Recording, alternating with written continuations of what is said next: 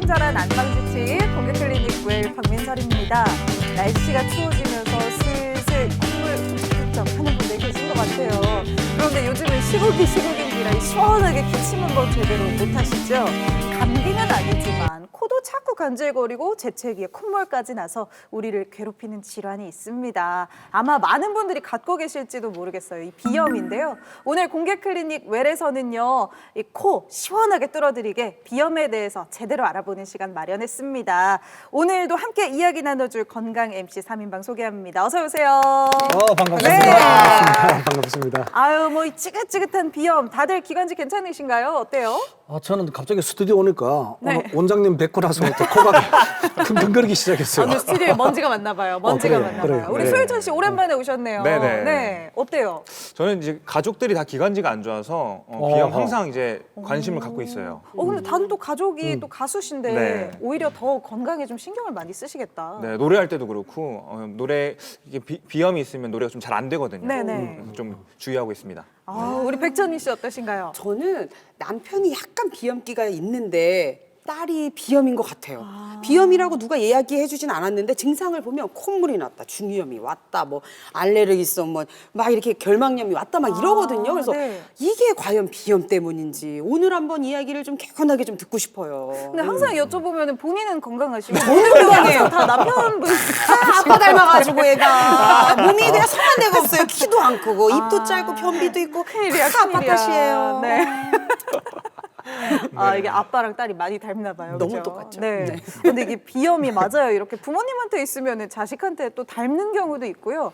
또 기사를 보니까 환절기에 알레르기성 비염으로 병원을 찾는 환자가요, 뭐 100만 명에 이른다는 그런 기사도 있습니다. 정말 많은 숫자죠. 근데 또 그만큼 많이들 앓다 보니 쉽게 넘어가기도 쉬운 게 이 비염인 것 같습니다. 오늘은요, 이 한의학으로 비염을 제대로 다스리는 방법 알아보도록 하겠습니다. 한의사 성재환 원장님 모셨습니다. 어서 오세요. 반갑습니다. 네. 진짜 근데 괜히 오늘은 비염이 주제라고 하니까 괜히 콧물 한번 이렇게 좀 세보게 되는 환절기여가지고 저도 좀 그렇거든요. 저는 저를 비염이라고 생각해 본 적이 한 번도 없는데 비염을 앓고 있어도 그냥 쭉 그냥 가지고 그렇겠거니 넘어가는 분들도 많으시잖아요. 네. 비염 정도는 방치해도 괜찮은 거 아닌가 싶기도 하고요. 어떤가요? 비염을 오래 끌게 되면 코가 얼굴의 중심입니다. 그래서 코와 연결된 눈, 귀, 목, 부비동, 입 이쪽으로 많은 문제를 발생시킬 수 있습니다. 눈을 보면 비염으로 인해서 눈이 가려워서 자주 부비는 애들은 알레르기성 결막염이 생기고 네네, 우리 딸이요. 그렇죠. 비염으로 눈까지. 그럼 비염이 그렇구나. 있기 때문에 눈에 그게 결막염이 온 거예요? 그렇죠. 연결이 다 돼 있으니까. 그게 어떻게 연결되냐면 눈물이 빠지는 관이 비류관이라서 코 쪽으로 연결이 돼 있습니다. 그래서 그 관이 막히면 눈곱이 자꾸 끼게 돼요. 그런데 그 관을 통해서 알레르기 유발 물질이 눈으로 전달이 되는 거예요. 왜 우리 비행기에서 한 번씩 이렇게 흥 하면은 귀가 저는 한 번씩 뻥뚫리죠. 여기로 이렇게 진짜? 그럴 수 있습니다. 희한하네. 여기 눈물샘 있잖아요. 거기를 이렇게 물총 이렇게 나오더라고요. 진짜로. 물총처럼? 자, 이거 보여드릴 수도 없고. 이게 다 연결돼 있구나. 그렇습니다. 네네. 그리고 그 부비동이란 공간으로 전이가 되면 이제 축농증이 되는 것이고 입 쪽으로 코가 막혀서 입으로 자꾸 숨을 쉬게 된다든지 이래 되면 입이 말라서 충치가 생기기도 하고 입에서 냄새가 충치까지? 많이 내기도 하죠. 애가 자고 일어나면 그렇게 냄새가 나요, 입에서. 애기가요. 아니, 엄마! 이러면, 아우, 양치하고 와, 이 정도로.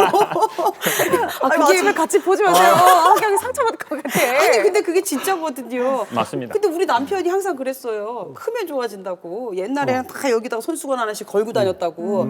그래서 저는 그냥 콧물이 심하면 병원 가면 중이염이라면 항생제 먹고 그냥 말고 이랬거든요. 아이고. 그게 다 비염 때문이네요. 그런 경우가 많습니다. 맞아. 비염 심한 친구들은 머리 아프다는 친구들도 있더라고요. 코가 막히게 되니까 네. 코로 흡입하는 공기량이 줄어들게 되고 그리고 아까 조금 전에 말씀드렸던 부비동이란 공간이 이 빈 공간으로 남아 있으면서 머리에 뜨는 열을 식히는 공간입니다. 그런데 그 코가 막혀서 맑은 공기가 들어가지 않게 되니까 부비동에 있는 공기가 정체되고 자꾸 열을 띠게 돼서 머리가 띵하게 나타납니다. 그렇구나. 마치 그러면- 사우나에 오래 머물 때 나타난 증세. 네. 그렇네요. 원장님 그러면 우리가 코가 지금은 뭐 이렇게 킁킁거리고 이런 거지만 사실은 코가 하는 역할들이 있잖아요. 네. 코는 냄새를 맡거나 숨 쉬고. 숨을 쉬는 거 그거 말고는 없잖아요, 역할이. 일반적으로 우리가 코는 숨쉬는 기관이라고 다 생각하시는데 네. 코는 체온 조절 기능을 합니다. 코가요? 체온 조절요? 네. 체온 조절? 제가 여러분께 질문을 하나 드려보겠습니다. 공기가 코끝에서 폐까지 들어가는데 시간이 얼마나 걸릴 것 같습니까? 지금 이렇게 했을 때 한 폐까지 가려면 2초, 3초? 1초? 그죠? 한 1초, 3초는 3초. 걸릴 것 급수가 돼야 같아요. 되거든요. 왜냐면 코가 급수가. 여기 있고 폐가 여기 있으니까 바로 이렇게 들어가는데. 가려면은 2, 3초 걸릴 것 같은데. 1, 2, 3. 네. 1, 2, 3. 1초면 될 것 같아요. 네. 2, 3초. 제가 정답을 말씀드리겠습니다. 네. 코끝에서 폐까지 공기가 들어가는 시간은 0.3초입니다. 0.3초? 굉장히 빠르네요. 너무 네. 빠르다. 자, 우리가 저 추운 러시아 지방에 사는 분들 코를 보면 코가 길고 콧구멍이 좀 좁습니다. 뻑뻑하잖아요. 그죠? 네. 그 말은 거기는 외부 기온이 영하 40도까지 떨어지는 곳도 있죠. 네. 그런데 0.3초 만에 그 40도, 영하 40도의 기온이 폐에 도달하게 되면 폐는 얼어버립니다. 그렇겠네요. 그렇기 때문에 공기가 조금 들어올 때 적게 들어오게 하고 그다음에 코 안에서 좀 더 오래 머물게 하기 위해서 코가 길어지고 콧구멍이 좁아지는 겁니다. 그래서 0.3초 만에 그 영하 30도, 40도의 공기를 우리 체온인 36.5도로 맞춰야 되는 거예요. 아, 이게 배우는 그러면 거네요. 코가 오똑한 사람들은 조상님들이 추위를 많이 탔네. 아우 좀 추운 지방에서 태어났으면 코 안 해도 됐을 그니까요. 뻔했는데. 아, 그래서 이게 그럴 수 동남아, 있습니다. 그죠? 동남아나 네. 아프리카 계신 분들이랑 이게 얼굴 생김새가 다른 이유가 그렇죠. 그걸 더운 수도 지방에 있겠네요. 계시면 외부 기온이 내 체온보다 높거나 하기 때문에 굳이 데필 이유가 없어요. 그래서 코가 짧고 콧구멍이 크게 되죠.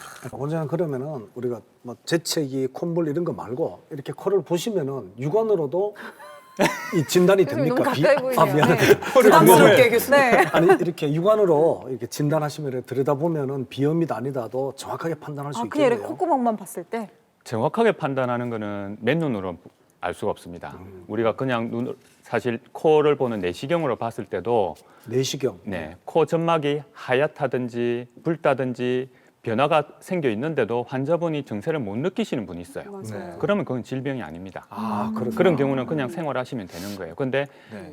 봤을 때 코는 아주 깨끗해 보이는데 환자분이 콧물이 뒤로 넘어간다든지 재채기를 한다든지 또 제가 본 시간대와 다르게 저녁에 코가 많이 막힌다든지 이런 것들이 있으면 그거는 비염 증세입니다. 네. 아니, 그러면은 한의학에서는 비염을 왜 생긴다고 보나요?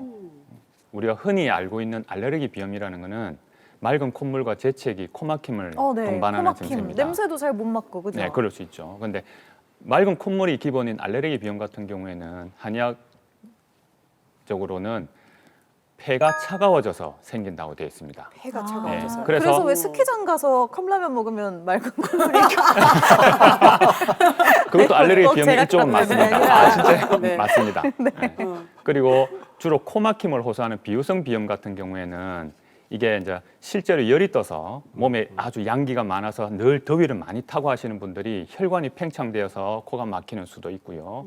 그리고 허열이라 해서 실제로 열이 뜨진 않는데 열을 견제해주는 몸에 있는 진액 성분들이 부족해져서 상대적으로 가짜 열이 떠서 혈관이 팽창하고 그거는 네. 몸에서 그 허열을 발산하려고 혈관이 붓는 겁니다. 그래서 코막힘이 생길 수도 있고요. 그 다음에 또는 물혹이라든지 아니면 비중격 망곡이라든지 이런 구조적인 이상이 생겨서 나타날 수도 있습니다. 또한 그 위축성 비염이라는 것도 있는데 코가 막히다, 그리고 코 안이 건조하다, 그리고 코딱지가 잘 생긴다, 그리고 심하면 코에서 악취감을 호소하는 분들이 있어요. 코에서 악취감. 예, 이런 분들은 사실은 이 위축성 비염은 20대 후반의 여성분한테 좀 많이 그래요? 한정되는 질환입니다. 네네. 왜요? 왜 그러냐면 20대 후반의 여성분들이 직장 생활과 결혼에 대한 고민이 아주 네. 많을 때입니다. 스트레스? 그렇죠. 증상이 어떻게 된다고요? 잠시만요. 자, 코가 건조하고 건조하고. 코가 막히고 악취가 나. 그다음에 코딱지가 잘 생기고 코딱지가 잘 생기고. 심하면 악취감을 느껴요. 악취가. 악취. 악취? 코딱지까지는 저도 자기 있는데. 코에서. 근데 코딱지가 자꾸 생겨서. 백찬희님 같은 경우는 네. 예, 성격이 밝고 긍정적이시기 때문에 네. 위축성 비염이 오실 가능성은 적어 보입니다. 네, 저는 악취. 이러다가 지금 올 것 같아요. 네, 자꾸 스트레스를 좀 받고. 네, 20대 후반에 네. 직장에 네, 결혼에 갑자기 코가 막히네. 네. 아니 진짜 비염의 뭐 원인도 여러 가지긴 한데 네. 지금 말씀해주신 거 외에도요. 저는 궁금한 게 남편이 살짝 비염기가 있어서 아기가 비염인가 의심을 늘 하고는 있는데 네. 진단을 받진 않았어요. 지금 근데 듣는 증상으로는 비염이거든요. 네. 이게 진짜 제가 농담처럼 하는 얘기거든요. 아빠 닮아서 그렇다고. 진짜 유전이 될 수도 있나요? 정답을 말씀드리면 알레르기 비염은 유전성이 높습니다. 그래요? 맞네. 아빠 얼마나 때문이네. 되는 거예요? 아까 말씀드렸다시피 알레르기 비염은 재채기, 콧물, 코막힘의 증세를 동반하는데 특히 콧물 증세입니다. 그래서 다른 비염 중은 유전성이 좀 높지 않지만 알레르기 비염은 부모 중에 한 분이 알레르기 비염이 있으면 50%입니다. 굉장히 높네요. 네. 높다, 그리고 두 분 다 알레르기 비염이 있다 75%. 아이고야. 그런데 부모님 중에 비염이 없는데도 15%의 비율로 알레르기 비염을 타고납니다. 그럴 경우에는 이제 조부모님이나 가까운 친척들 중에서 비염을 갖고 계신 분들이 많죠. 야, 근데 50%, 75%이 정도면 거의 그 탈모랑 비슷한 정도의. 제가 저번에 네. 탈모편에 나왔었는데 굉장히 지금 걱정이 저 됩니다. 아버님께 그렇게 예, 거기 닮고 정수리도 닮고 콧구멍도 닮고 아니, 그렇게 어떡해. 닮진 않았어요. 네. 근데 걱정이 될 뿐이라는 거죠. 네. 확률상으로 지금 야 아빠를 쏙 빼닮은 수 있어요. 머리털도 조심해야 돼, 목도 조심해야 돼, 코도 조심해야 돼. 어떻게? 잘생겨서 괜찮아요. 네. 이 비염이라는 게요. 뭐 사계절 내내 불편한 분들도 있지만 제 주변의 대부분은 뭐 봄, 가을에 잠깐 좀 심해지는 맞아요. 분들, 더 심하면은 뭐 꽃 구경 갈 때 힘든 정도, 찬바람 불 때 힘든 정도 이런 분들인 것 같은데 네. 이분들은 그러면은 사계절 내내 비염이 있는 분들보다는 좀 심하지 않은 건가요? 자, 그 점에 있어서는 방금 말씀하신 부분은 계절성 비염입니다. 계절성 비염. 네. 특정한 계절에 민감해져서 증세가 나타나는 경우인데 짧게는 일주일, 길면 2달 정도까지 지속됩니다. 그런 경우에는 잠깐 치료를 하고 증세가 사라지고 나면 치료를 멈추게 됩니다. 그런데 대부분 그런 계절성 비염들이 1년 내도록 나타나게 되는 통년성 비염으로 대부분이 발전을 합니다. 네, 그래 되면 이제 치료 기간을 몇 달씩 잡아야 되는 경우가 많아지죠. 그런데 급성 비염으로 나타나는 경우는 흔히 우리가 코감기라고 하는 것들 그런 거는 급성 비염입니다. 그거는 감기이기 때문에 짧게는 일주일, 길면 뭐 한 보름 그 정도의 약을 먹든 안 먹든 대부분 낫게 됩니다. 그런데 이 급성 비염은 우리가 흔히 목이 아프다, 기침한다, 열난다, 몸살 감기, 그 다음에 두통이 있다, 오한이 든다 이런 증세가 동반되면서 코 증세가 나타나면 그거는 감기입니다. 이 점을 이제 많은 분들이 혼란스러워 하시는데 그렇죠. 우리 애가 코감기를 계속해요. 코감기가 잦아요. 이런 말씀을 하시면서 제가 비염입니다 말씀드리면 비염은 아닌데 아닌 것 같은데 저도 감기인 줄 알았어요. 네, 이렇게 코감기 의심을 그냥. 하시는 분이 계세요. 근데 방금 말씀드렸다시피 전신 증세를 동반하지 하면서 나타나면 그거는 감기고 전신 증세 없이 최소 보름 이상의 기간 동안 증세가 나타난다. 그러면 비염이라고 생각하셔야 됩니다. 그렇구나. 지금 그러면은 원장님 말씀에 좀 아이 찬희 씨도 아이 이야기 하잖아요. 네. 근데 사실은 우리가 어릴 때는 원래 동네마다 코를 좀 흘렸어요. 그러니까 다 있었죠. 다 흘렸어요. 네. 다 흘렸고 다 먹고 그랬죠. 코로 배채우고. 개그 프로도 보면 이렇게 거의 이렇게 칠해 나오잖아요. 근데 원래 아이들의 캐릭터가 코를 좀 흘려야 돼요. 그럼. 근데 우리 아이들 같으면은 아기들이 있잖아요. 몇 세부터 이 비염 치료를 해야 되고 진단할 수가 있습니까? 그러게요. 대충. 네, 너무 어리면은 한의원도 잘 못 갈 것 같은데. 대부분 아이들이 돌 이전의 아이들은 병원에 잘 안 오게 됩니다. 그렇죠. 그러니까 실제로 6개월 정도 지나서부터 신생아들은 감기라든 이런 걸 잘 안 합니다. 체온도 높게 되고 예. 어머니가 이제 잘 케어를 하시기 때문에 그렇게 한데 비염의 경우는 좀 다릅니다. 제 경험상 신생아 생후 1개월 된 아이 5명 정도를 1개월이요? 네, 제가 비염 진단을 내린 적이 있습니다. 아니 1개월에서 태어나자마자요? 네. 아니 근데 한 달이면은요 갓 태어나서 너무 작아요. 요만해. 그럼요. 5kg, 6kg? 아니 그러니까요. 3kg, 3.5. 진짜요? 그리고 조금 커서 5kg. 그런 애들이 무슨 비염이에요? 콧구멍도 요만할 거예요. 그 아이들이 처음 태어나면 흡입기로 입이나 목에 있는 또는 코에 있는 이물질을 뽑아내지 그렇죠, 않습니까? 그렇죠. 그렇게 하고 나면 더 이상 코가 막히는 일은 생기지 않아요. 근데 제가 말씀드린 생후 1개월의 비염 환자들은 그 이후로도 계속 코에 콧물이 생기고 코딱지가 생기고 그래서 코로 숨을 못 쉬었어요. 애기들이 얼마나 답답할까요? 네, 그렇죠. 말을 할 수 없으니까 네. 그러니까 칭얼대기만 하고 그리고 그럴 경우에는 젖을 못 먹어요. 그렇겠다. 호흡이 안 되니까. 입으로 젖을 숨을 빠는 쉬어야 동안 되니까. 그렇죠. 네, 너 같이 넘어가서 그렇죠. 그래 제일 제가 처음으로 그 생후 1개월 아이에게 비염을 진단 내렸던 경우는 제 친구의 늦둥이 아기였는데 그 친구가 심한 비염, 알러지 비염 환자였거든요. 아이고. 그 아기에게도 콧물을 빨아내주는 치료를 하고 그 뒤로 한약은 먹이지 못했습니다. 그렇지만 그 뒤로 이제 어떻게 케어를 해주라고 지침을 알려준 뒤로 그 뒤로는 지금은 잘 지내고 있다고 알고 있습니다. 근데 이렇게 돌 전에나 몇 개월 된 애기들 같으면 그건 치료 안 하면 아마 생명과도 직결될 것 같거든요. 그럴 수도 있죠. 야, 위험하네. 아니 애기들이 젖 먹는 애들이요 코가 막히잖아요. 그럼 너무 힘들어해서 젖 먹다가도 울고 네, 자다가도 칭얼거립니다. 울어요. 그렇죠. 그러면 그거 이렇게 뻥 뚫는 게 있거든요. 이렇게 근데 그걸 그렇죠. 애들이 너무 무서워해요. 왜냐면 기계로 윙 하는 게 요즘 나오지만 네네. 제가 애기 키울 때는 입으로 이렇게 해가지고 빼주고 맞아. 입으로 엄마 입으로 코를 빼주고 아니면 그걸로다가 코에 대고서 이렇게 맞아. 빨아줬거든요. 그거 있었어요. 네. 네. 그러니까 그 기계만 보여주면 애가 말도 못하는 애가 막 울어요. 맞아. 무서우니까. 돌 전후의 아기들은 방금 백찬혜님께서 말씀하신 그 코 흡입기가 아주 유용합니다. 그러니까 현재 말로 하면 가성비 최고입니다. 네. 그렇구나. 한 4,000원 정도 하는 걸로 제가 그렇죠, 아는데 저도 제 저렴해요. 딸 네. 키우면서 네. 그걸 구입해서 썼었습니다. 가벼운 질환이라고 방치했다가는요 아이들의 성장에도 영향을 줄 수 있는 게 바로 비염이네요. 비염, 부모님들이 꾸준하게 관찰해서요. 특히 아이들의 경우에는 미리미리 병원을 좀 찾아보는 게 필요할 것 같다는 생각이 듭니다. 이제 비염에 관한 모든 진실과 오해 또 OX 퀴즈로 좀 풀어봐야죠. 카더라 통신에 울고 웃는 카더남과 인터넷 세상을 맹신하는 검색녀의 OX OX 극장. 비염은 정말 거의 국민질환 뭐 이런 얘기를 해도 될지 모르겠지만 거의 뭐 국민질환을 따진다면 비염이 아마 꼭 포함이 되지 않을까 싶어요. 그만큼 앓는 분들이 많다는 건데 그만큼 검색을 하면 또 정보의 바다가 넘친다는 거겠죠. 오늘도 확실하게 검색을 좀 해보도록 하겠습니다. 근데 한의학은 과학입니다. 과학. 한의학은 철저히 과학적이고 분석적이에요. 수천 년을 이어온 그 통계학적 실험적인 데이터를 갖고 접근하거든요. 비염도 마찬가지로 한의학에서는 과학으로 접근합니다. 저는 과학을 좋아하기 때문에 다 맞춥니다. 과학을 무조건 다 좋아하는 비과학자시잖아요. 예. 알겠습니다. 한번 보겠습니다. 첫 번째 문제 그러면 원장님 바로 주시죠. 네, 첫 번째 문제 드리겠습니다. 알레르기 비염은 알레르기 유발 물질을 없애면 낫는다. 맞을까요? 틀릴까요? 알레르기 종류가 너무 많아. 알레르기. 찾을 수도 없어. 답은 X예요. 왜요? X야 무조건? 왜냐하면 X 나는 틀려고요? 오라고 생각하는데. 아니. 네. 이 지구상에 인류가 존재하고 나서 알레르기는 항상 있었습니다. 그래서 알레르기를 제거하거나 원인을 해결할 수가 없어요. 만약에 특정 물질이나 특정 인자가 있다면은 그거를 해결하더라도 또 다른 알레르기에 우리가 반응을 하게 돼 있어요. 그래서 아니죠. 절대로 뭐 예를 들어서 땅콩 알레르기다. 그럼 땅콩을 안 먹으면 되는 먹으면 거 아닙니까? 그렇지. 그러니까 당연히 전 답은 오라고 생각해요. X. 네.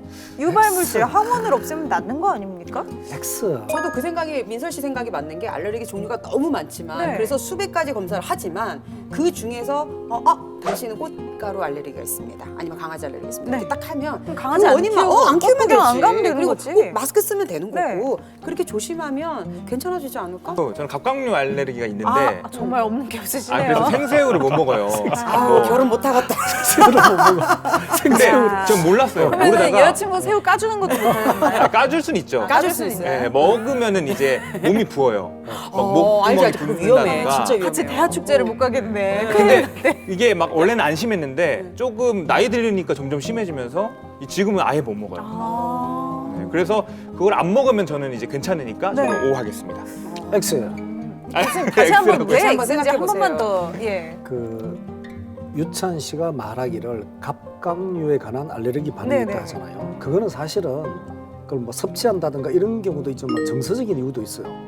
정서적인 이유요? 그 새우의 왜냐면- 그림을 아니, 봐도 막 마음이 불안하세요. 혹시? 그러진 않은데. 잘 들어봐요.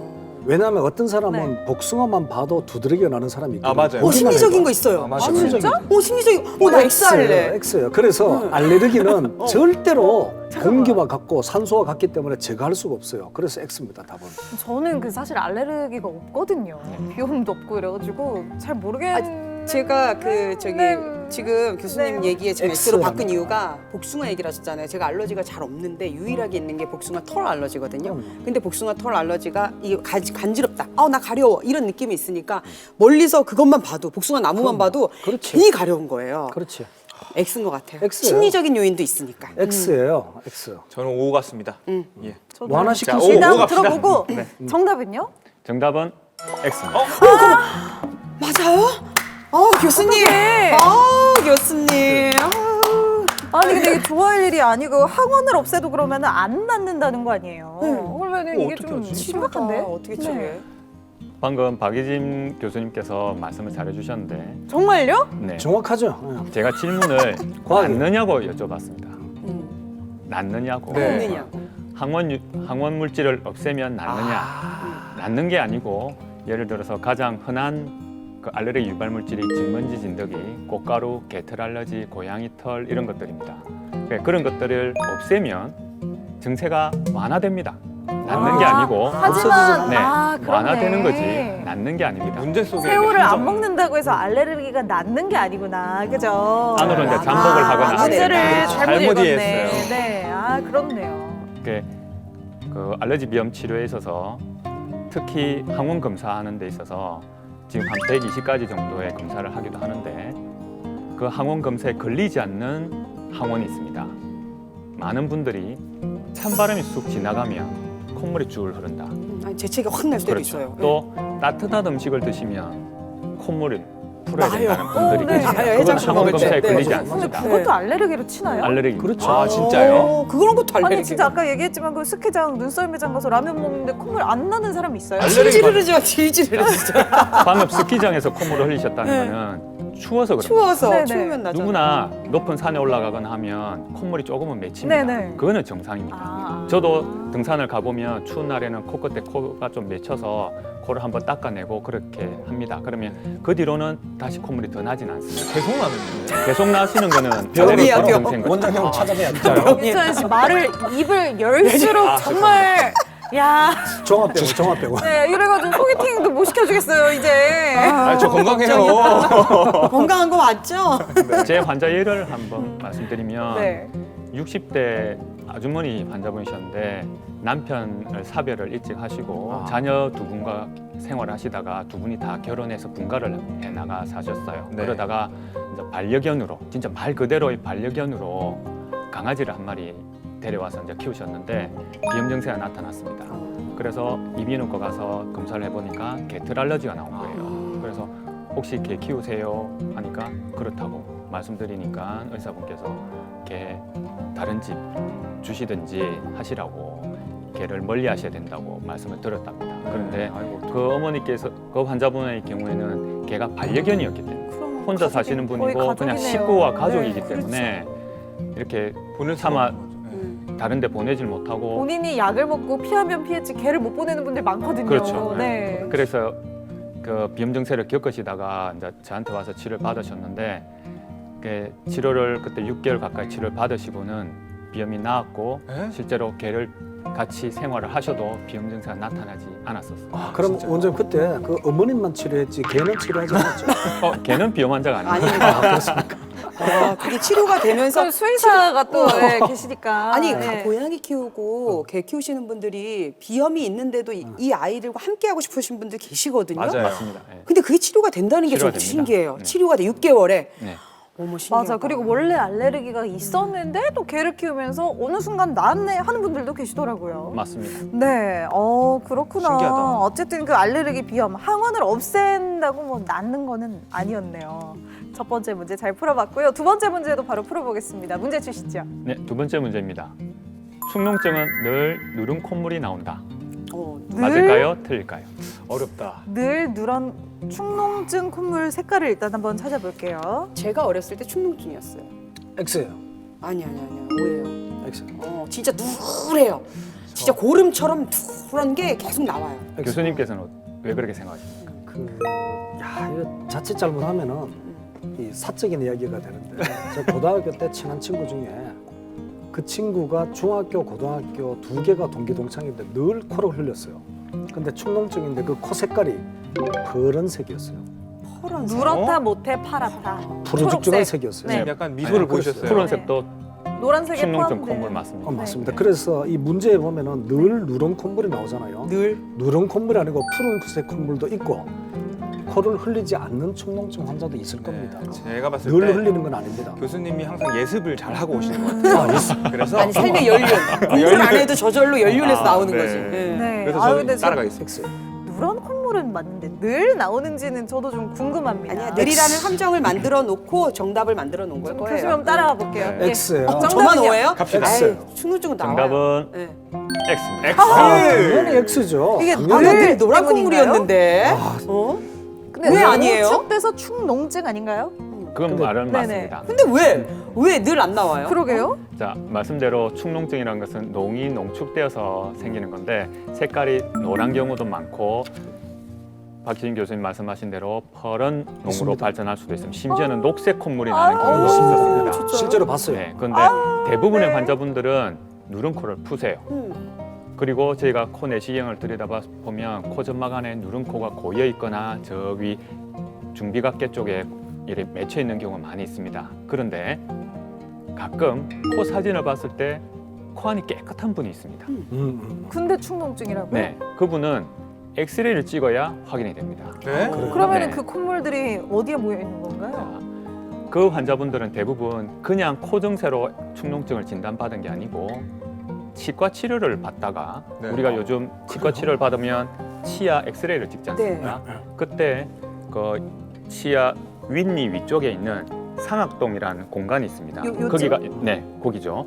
그 부위가 부비동인데 거기에 농이 찬 게 축농증입니다. 여기에 콧물이 그래서- 찬다고요? 네, 치아 엑스레이에서 네. 그 상악동의 일부가 보입니다. 아. 그때 거기에 네. 농이 찬 경우가 발견이 되면 치과 치료를 해주지 않고 축농증 치료부터 하고 오라고 말씀을 하시죠. 그럼 여기에 우와. 차면요 선생님 이게 코가 이게 농이 안 빠지잖아요. 근데 여기에 찬 것도 불편함이 있어요? 있죠. 어떤 불편함이요? 제가 조금 전에 말씀드렸다시피 누른 코 축농증 환자는 대부분 누른 코를 푸세요. 그런데 환자분은 누른 코를 풀지 않고 엑스레이 상으로는 축농증 진단을 받은 경우가 저는 누룽지형 축농증이라 표현합니다. 누룽지요? 네. 누룽지가 네. 우리 밥 먹는 누룽지요? 그렇죠. 네. 밥이 눌러붙어서 바닥에 붙어 있는 그걸 누룽지라고 하잖아요. 누룽지를 어떻게 먹으라고 앞으로 지금 그렇게 말을 하세요. 네. 근데 그 증세를 표현할 방법이 없습니다. 아. 그냥 축농증이라면 다들 흐르는 누른코를 생각하시기 때문에 네. 그런데 제가 문제도 냈듯이 흐르는 누른코가 없는 축농증이 있다는 말씀이죠. 그러니까 그 경우가 이제 아까 부비동이란 공간에 농이 말라서 딱 들어붙은 경우예요. 그러니까 이런 경우에 축농증 전체적으로는 일단 여기에 열이 차기 때문에 머리가 띵해집니다. 아, 머리가 띵해요. 네. 그리고 고개를 숙였을 경우에 요 상악동이나 아니면 요 우리 눈썹 네. 앞 위나 요 미간 사이 쪽에 전두동이라고 또 부비동이 있습니다. 네. 거기에 농이 차면 여기가 시큰시큰거리고 아픕니다. 그런 증세가 있기 때문에 이 누룽지형 축농증의 경우에는 그냥 코를 많이 푸는 축농증에 비해서 치료가 좀 깁니다. 그래서 저 그럼 궁금한 게 이 사람의 얼굴 이 해골에 빈 공간이 상당히 많네요. 콧물이 많습니다. 쌓일 만한. 네. 얼마나 되나요? 그 용량이? 자, 그 공간을 부비동이라 하는데 네네. 여기 양볼 안쪽에 있는 상악동 네. 그리고 아까 말씀드린 눈썹 위와 미간 사이에 있는 전두동 이런 데까지 이런 콧물이 데도 차. 찬다고? 눈 안와 뒤쪽에 있는 사볼동, 저평동이라서 그 공간들이 상당히 많이 있습니다. 근데 그 공간이 왜 있느냐면 우리가 사람이 열을 받기 쉽잖아요. 열을 받으면 열은 기본적으로 위로 올라갑니다. 그렇죠. 그러면 몸 전체적으로 열이 가장 많이 뜨는 부위가 머리예요. 근데 머리가 열을 자꾸 받았을 때 우리가 가끔 뚜껑 열린다는 표현이 있죠. 그렇죠, 그렇죠. 그렇듯이 머리는 열 받기가 쉬워요. 그래서 일상적으로 건강 상식 중에 두한조결이라는 표현을 들어보셨죠. 무한 쪽 머리는 차갑고 그렇죠. 다른 따뜻한. 발은 머리는- 따뜻하게 해라. 그렇죠. 네. 그 이유가 바로 여기 있습니다. 머리는 열받기 쉽기 때문에 차갑게 해주고 발은 차가워지기 쉽기 때문에 따뜻하게 해줘야 된다. 그럴 그게 때도 이마로 지잖아요. 그렇죠. 한의학에서 가장 건강한 상태가 기혈이 음량이 아래 위로 잘 순환하는 모습입니다. 그래서 발이 심장과 멀다고 해서 차가워지면 병이 생기는 거고 그다음 머리가 심장 위쪽에 있다고 해서 열을 받으면 또 병이 생깁니다. 그래서 열을 자꾸 순환을 잘 시켜줘야 건강해집니다. 그러다 보니 열이 위로 떠서 부비동이란 공간에 갇히게 되면 열이 떠서 자꾸 머리가 띵해지고 집중력이 떨어지고 그러니까 어떻게 보면은 좀 숨구멍, 바람구멍 같은 건데 그렇죠. 거기에 이제 거기 콧물이 차 있으면은 이게 좀 순환이 잘 안 되겠네요. 맞습니다. 네. 우리가 호흡을 한 번 할 때마다 네.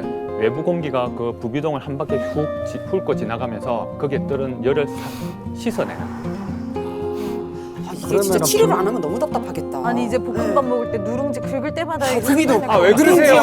누룽지형 축농증. 그러니까. 이게 생각날 것 같아요. 어제 누룽지 평소에- 백숙 이런 거 맛있는 거. 우리 평소에 사람들 중에 네. 원래 코맹맹이 소리 나는 사람 있잖아요. 콧소리 나는 사람들도 그러면 축농증이나 뭐 이런 증상을 의심해 볼 수도 있겠네요. 가능성이 아주 높습니다. 실제로 코가 많이 부어 있어서 코 점막이 부어서 그럴 수도 있지만 축농증 있는 경우에도 많이 발생합니다. 예, 알고 알겠습니다.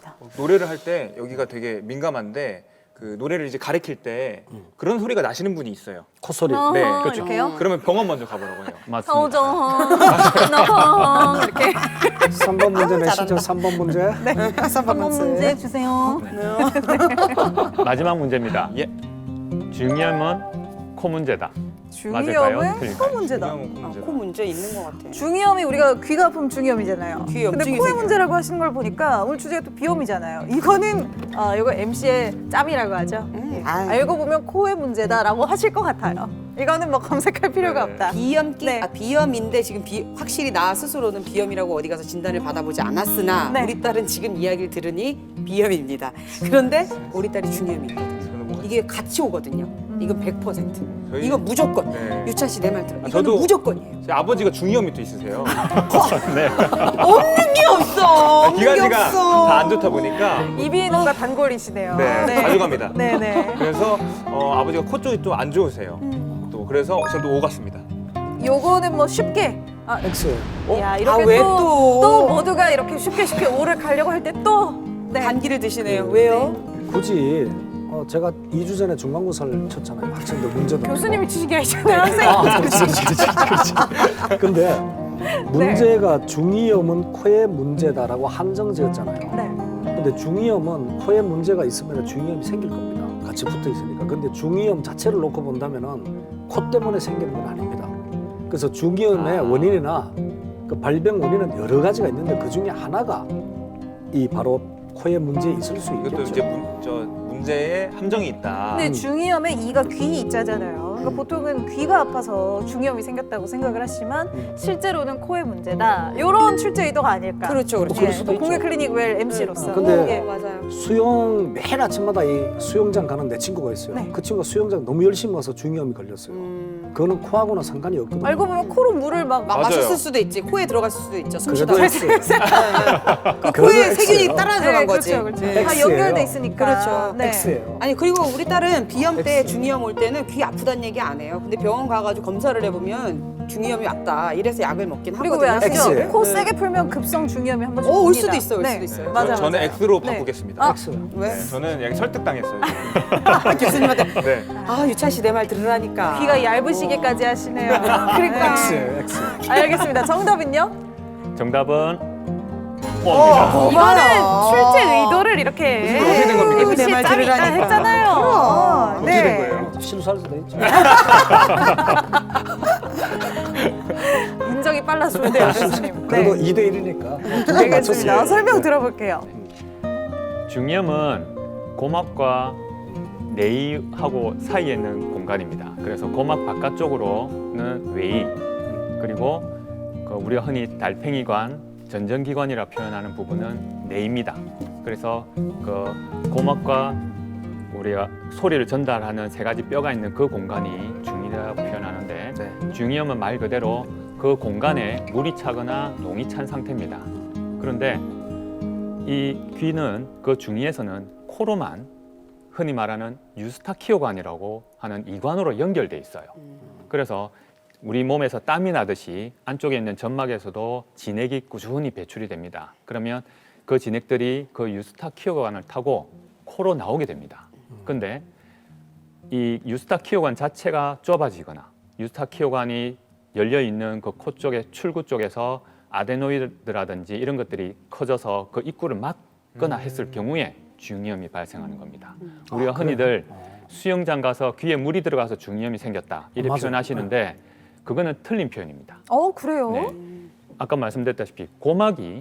외유와 중의를 막고 있기 때문에 그 물이 고막을 투과해서 들어가지 못합니다. 아, 그렇네. 그래서 아까 수영을 많이 하신 분이 중이염이 생긴 경우는 코로 물이 들어가거나 순간적인 압력에 의해서 발생한 거지 제 얘기가 맞았네요. 뒤에 물이 들어가서 생긴 건 아닙니다. 와, 이 정도면은 야. 어우, 짬이 대단하세요. 이제 풍어를 좀 읊는 정도의 그렇지. 서당계처럼. 네.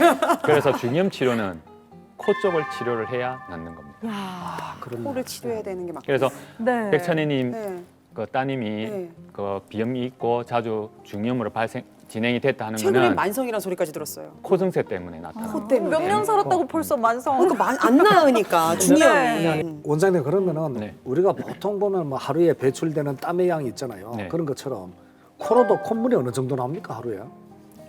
그럼 여기서 제가 역으로 한번 질문 드려보겠습니다. 네. 여러분께서는 하루에 콧물이 어느 정도 날 것 같습니까? 한번 저는 안 흘려요. 상상해 보십시오. 저는 콧물이 안 납니다. 네. 진짜 하루에 코를 저는 뭐 비염이 없기 때문에 코를 푼다 하면 진짜 뭐 뜨거운 거를 먹을 때라든지 아니면 갑자기 좀 찬바람을 쐴 때 하루에 한 뭐 서너 번 코를 푸는데 코 푸는 양이 뭐 그렇게 많지 않거든요. 그럼 우리가 그 화장품 샘플지 하나에 한 3mm 정도 되잖아요. 3mm? 네. 콧물 나오는 거는 한 하루에 한 3mm에서 10mm인 내 눈으로 보는 거. 네. 저는 요즘에 추워지니까 뒤로 아침에 넘어가는 나. 거는 뭐 네. 혹시 모르겠죠. 한 뭐 네. 50mm, 100mm 되려나? 근데 저는 네. 아침에 코를 이렇게 왜 그런지 모르겠지만 아침만 되면 건조해서 그런지 그러니까 맑은 콧물이 흐르더라고요.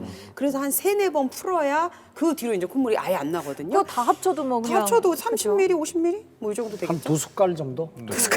아빠 숟가락으로? 아빠 숟가락으로 근데 저는 스푼으로 큰 스푼, 두 지금은 스푼. 비슷한 이제 양이 조금, 되겠습니다. 지금 네. 조금 조심해서 안 하는데 한때 축구를 좋아했어요.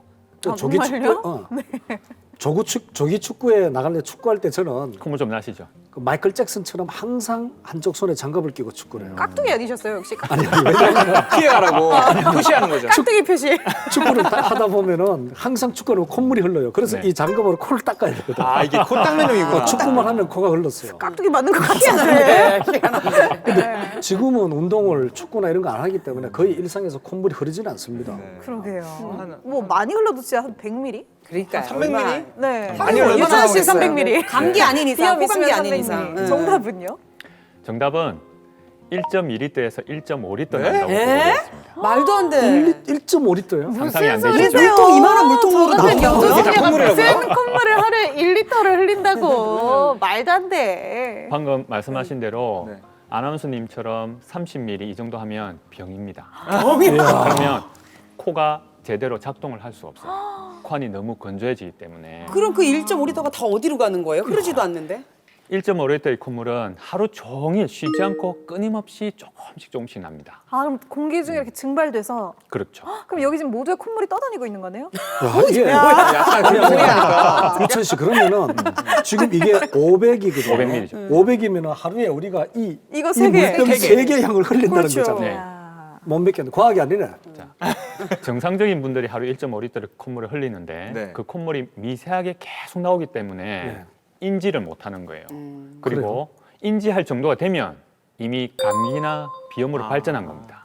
근데 그 콧물이 나와야만이 적당한 콧물이 점막을 윤활해주고 그러면서 코에 들어오는 나쁜 세균이나 먼지들을 흡착을 해서 살균 작용을 해줍니다. 흔히 우리가 그렇겠다. 입이나 코가 자꾸 마르게 되면 네. 거기서는 입에 있는 침이 살균 작용을 하듯이 콧물이 살균 작용을 못 해주게 되면 점막이 상하게 되고 입에서는 충치, 구취, 그다음에 목소리가 변성이 되고 맞아요. 이런 증세들이 빨리 나타나게 됩니다. 그리고 우리도 피부가 윤활이 안 되고 여성분들은 많이 로션 이런 거 많이 바르시잖아요. 네. 그러면 바르는 이유가 건조해지면 트게 되고 껍질이 일어나게 되기도 하죠. 쪽쪽 갈라지죠. 점막도 마찬가지예요. 콧물이 나지 않으면 점막이 말라서 점점 갈라지게 돼요. 그러면 그렇겠다. 피도 나고 어. 궤양이 되기도 하고 해서 큰 병이 생깁니다. 어머나. 그래서 1.5리터의 콧물은 나야 됩니다. 네, 아유 이렇게 1.5리터씩 콧물을 흘리는 이 코 잘 관리를 좀 해줘야 될 것 같아요. 코 세척용품이 요새 보면 많잖아요. 왜 그 연예인분이 이렇게 해가지고 이렇게 쫙 나오는 뭐 그런 것도 있고 네. 이런 거 그냥 일반인들이 가정에서 써도 좋을까요? 그 식염수 세척을 말씀하시는데 식염수 세척은 저의 경우는 축농증 환자분에게는 권합니다. 축농증은 농이 계속 놔두면 얘들이 번식을 하고 증식을 해서 문제가 되기 때문에 농의 경우에는 빨리 배출해 주는 게 참 좋습니다. 그래서 식염수 세척을 해서 코로든 입으로든 뱉어내는 게 좋은데 이제 알레르기 비염, 방금 말씀하신 그 연예인의 경우는 알레르기 비염이 있어서 식염수 세척을 하셨는데 식염수 세척에 도움이 되는 점은 알레르기 유발 물질이 코에 들어왔거나 먼지가 많거나 했을 때 그것을 일시적으로 씻어내는 의미는 있습니다. 그렇지만 근본이 아까 말씀드린 항원 물질을 없앤다고 해서 비염이 낫는 게 아니기 때문에 그렇죠. 치료에는 도움이 되진 않습니다. 그렇네요. 그러면은 뭐 지금까지 저도 사실은 이 비염이나 뭐 알레르기, 비염에 대해서는 정말 모르던 걸 너무 많이 알았어요. 그럼 한의학에서는 이 비염을 치료하는 뭐 그런 방법이나 치료 방법들이 어떤 게 있습니까, 주로? 자, 동의보감 비문에 보면 폐가 순조로워야 코가 좋아진다고 표현이 되어 있습니다. 폐를 먼저 해야 코가 좋아진다. 네, 오, 그 말은 역으로 그렇군요. 생각해 보면 폐가 안 좋기 때문에 코 증세가 나타나는 겁니다. 폐가. 이 점이 이제 한약에 있어서 비염 치료에 가장 큰 대강이 그냥 되는데 핵심 뿌리네요, 뿌리. 그렇죠. 네. 그래서 단순하게 알레르기 물질을 없앤다든지 콧물을 빼낸다든지 씻어낸다든지 하는 것으로 치료가 되지 않고 한의학에서는 근본이 되는 오장육부를 다스리는 그리고 또한 몸 전체적으로 나타나는 면역력의 문제를 다스리는 쪽으로 치료를 합니다. 이 치료에 있어서 비염은 여러 가지 종류가 있기 때문에 그 각각에 대해서 한번 말씀을 드리면 알레르기 비염은 폐 기운이 떨어져 있고 폐가 차가워서 생긴다고 되어 있습니다. 폐가 차가워서. 네, 그 폐가 차가워져서 상대적으로 추위라든지 차가운 기운에 민감해지는 겁니다. 그래서 약을 쓸 때도 폐를 따뜻하게 데피는 온폐 한약이라고 표현하는데 그 약을 쓰게 되고 그리고 코 자체의 민감도를 떨어뜨리기 위해서 한약을 묻힌 면봉으로 콧물을 빼내는 치료를 병행해 줍니다. 그리고 또 많은 비염 중에 비후성 비염이 있습니다. 네. 코가 많이 막혀요 하는 환자분이 계신데 코가 막히는 원인은 혈관이 팽창하는 경우인데 이게 실제로 열이 떴을 때 우리가 코감기를 하거나 했을 때 열이 떴을 때는 이 열을 발산하기 위해서 코가 막히게 됩니다. 그런 경우는 감기 치료, 열을 치는 치료라든지 이런 걸 잠깐 해주면 되고 그다음에 또 몸에서 실제 열이 아닌 가짜 열이 뜨는 경우가 있습니다. 그거는 그 열의 상대적인 개념인 진액이 부족해져서 나타나는 건데 그 진액을 보충해 줌으로 해서 그 밸런스를 맞춰줘서 이제 가짜 열로 인해서 생기는 코막힘을 줄여줄 수 있습니다. 그 원장은 그러면은 이렇게 텔레비전에 보면은 이렇게 있잖아요. 막 자기 힘들고 숨쉬기 힘들고 할 때마다 칙 뿌리는 거 있잖아요. 네. 아, 맞아. 네, 그런 것처럼 한의학적으로도 이렇게 약재를 넣거나 뿌리거나 뭐 하는 그런 치료들도 있습니까? 네, 있습니다. 그래요? 그 비염에 관련된 동의보감의 조문 중에 새신고라든지 새신고? 과채산이라 연고인가요? 네, 연고입니다. 한약재를 갈아서 그거를 이렇게 처리를 해가지고 한방 연고로 만들어서 저희가 사용하고 있는데 거기에는 새신이나 마황이나 계지 그리고 또 이것도 마찬가지로 비염 종류에 따라서 연고가 다릅니다. 알겠습니다. 알레르기 비염을 치료를 받고 계신 환자분의 영상을 저희가 준비했거든요. 닥터의 진료일기 보시면은 비염 한의원에선 저렇게 다스리는구나 조금 더 이해가 쉬우실 것 같아요. 오늘 닥터의 진료일기 함께 보시죠.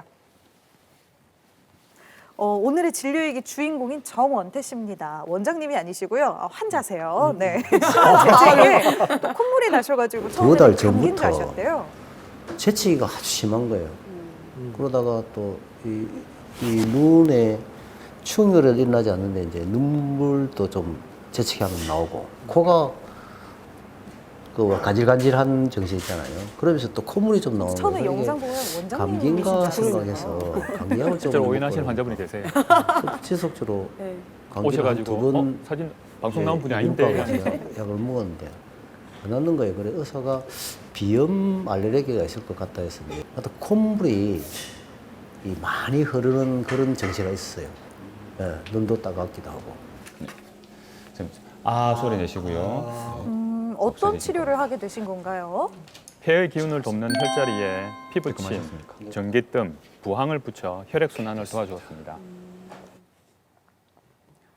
지금 내시경이라고. 치료 전에 비해서 왼쪽 코의 부종과 콧물이 줄어들면서 숨쉬는 것도 한결 좋아지셨습니다. 저건 무슨 코에 치료예요? 면봉을 꽂으셨네요.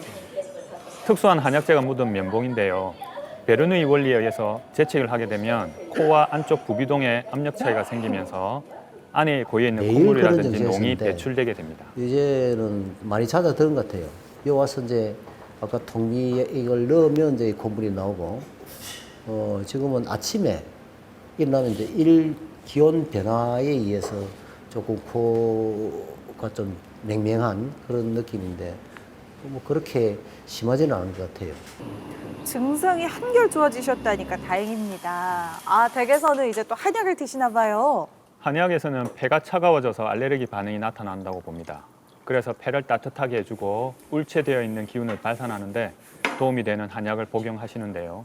계피나무 가지인 계지와 족두리풀 뿌리 줄기인 세신 등이 주로 사용됩니다. 집에서 약도 드시고 면봉 치료도 하시네요. 집에서도 한약을 갈아붙인 면봉을 이용해서 콧물을 빼주는 치료를 병행합니다. 여기 보고만 있어도 재채기가 날 것 같죠? 민감해서 재채기도 나오고 알레르기가 심화되니까 이제 기존에 있는 안에 있는 콧물을 빼내고 그걸 둔감화시키는 작업이라고 합니다. 그리고 한약재 당귀를 주 연료로 한 연고를 발라 예민해져 있는 코점막을 안정화시켜 주는데요. 이분처럼 집에서도 꾸준한 치료를 하셔야 됩니다. 이 당귀하는 코를 다시 이제 신경을 안정시키는 작용을 한다고 들었습니다. 그래서 이제 두 가지를 병행을 하고 있습니다. 예, 좀 많이 나아졌어요. 지긋지긋한 이 알레르기 비염에서 해방되셨다니까 아유 다행입니다. 축하드립니다. 네, 앞으로도 더 건강하시기를 바랄게요. 네. 이야, 이게 집에서도 면봉도 하고 연고도 바르고 약도 먹고 좀 꾸준히 이제 생활화가 돼야 되나 봐요. 찬 음식은 맞습니다. 좀 멀리하고. 네, 그렇습니다. 네, 그러면 이제 집에 보통 있을 때 비염에 좀 도움이 되는 혈자리 같은 게 있을까요? 오, 그래. 혈자리. 이렇게 좀 집에서 혼자 좀 혼자 좀 누른다든지. 눌러보게. 네, 네. 네. 뭐 네. 이렇게 지압점이라던가. 네. 비염이 있어서 가장 좋은 혈자리는 영향혈이라고 합니다. 영향혈. 네, 영향혈은 우리 콧볼 양쪽 밖으로 여기 그 주름이라고 하는 요 팔자주름. 예, 팔자주름이라는 범령과 만나는 지점이 있습니다. 거기와 그리고 콧볼과 콧대 사이 요 온폭 파인 데 있죠. 네네. 거기는 상영향혈입니다. 그래요. 요 라인을 네. 네, 오, 양손 검지를 가지고 이렇게 대고 아래 위로 이렇게 자주 문질러 주시면 됩니다. 그래서 동의보감에서도 이렇게 문질러서 코 안쪽과 바깥쪽에서 열이 나도록 해주라고 돼 있습니다. 아, 약간 이렇게 따뜻해지도록. 그렇죠. 네. 그렇게 해주면 실제로 코가 막혀 있는 상황에서도 그렇게 해주시면 네.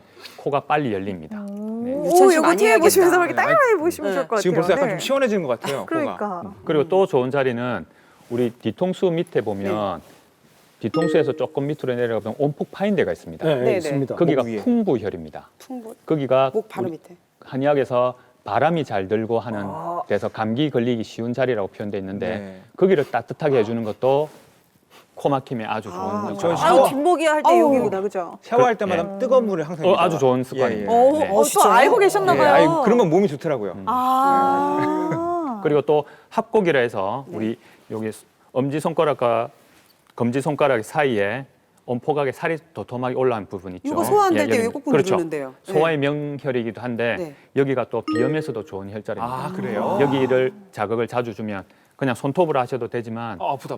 몽통한 몽통한. 볼펜 같은 거로 꾹꾹 눌러주시는 것도 도움이 됩니다. 이게 코가 안 좋은 분들은 좀 여기 누르면 아프고 그런가요, 그러면? 많이 아플 수 있죠. 저는 특히 지금 눌러도 아무렇지 않아요. 거기 많이 아프시면 일단 소화기를 먼저 의심을 합니다. 소화기. 유찬 씨 또 아파요? 저 어디가 좀 많이 이렇게 아파요. 자꾸 아파? 그러면 예, 예. 소화 위장 장애가 있을 몸이 가능성이 있죠. 할 데가 없네. 입원하자 이제. 이제는 그 모성애를 자극하는 정도를 넘어서서 넘어섰어, 이제 이제는 걱정이 안될 되고. 것 같아. 품어줄 수 없을 것 같아요. 갑자기 안 아픈 것 같아요. 네, 멀쩡합니다. 교수님 어떻게 좀 괜찮으세요? 눌러보니까? 저는 괜찮은데요. 아픈 것도 없고 느낌도 괜찮고. 교수님은 건강하신 정말 거죠? 소금 멀쩡하시네요. 제가 한번 만져봐도 될까요? 괜찮아요. 백세 인생. 너무 살살 맞은 거 아니야? 이 정도는 연세가 만져야죠. 있으시니까. 세게 맞아야 돼. 자, 오늘의 한 줄 처방전 보도록 하겠습니다. 오늘 한 줄 처방전 과연 어떤 내용일까요?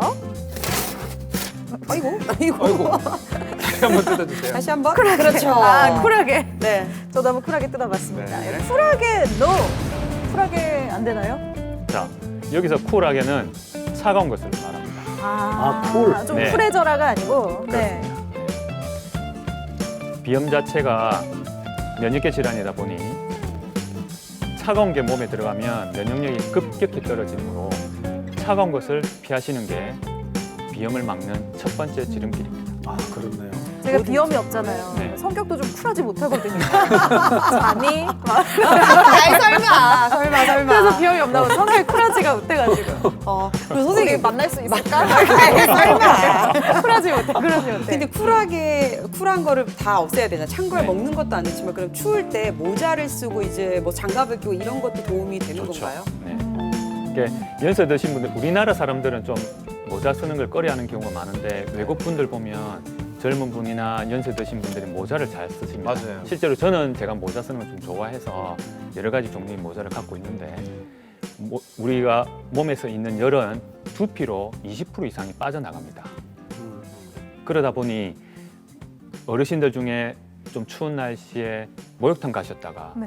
머리를 덜 말리고 나오시다가 갑자기 뒷목을 잡고 네네. 쓰러지시는 게 그렇죠, 종종 그렇죠. 맞아요. 있습니다. 맞습니다. 네. 그래서 저는 환자분들 중에서 이제 연세가 있으신 분들한테는 모자를 쓰시라고 모자. 권해드립니다. 음. 그래서- 멋진 모자 같은 것도 많으니까요. 그렇죠. 네.